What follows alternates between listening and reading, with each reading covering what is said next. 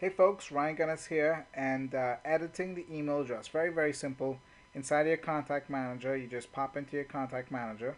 Go ahead and look up the contact. So let's say it was John Doe.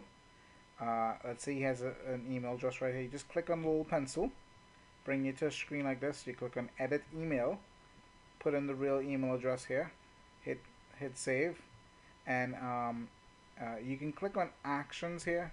That brings you back to the screen right here. So if you spoke to the person and let's say you got his most current email because this was outdated, you can edit the email, then come right back here and click on one of these action buttons based on your conversation with that person.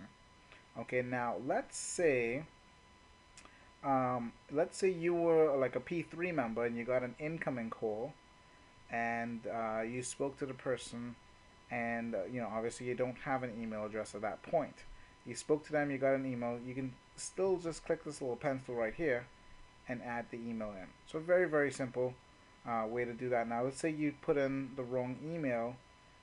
Once you put in the email, you can always come back in here and click on edit to correct it.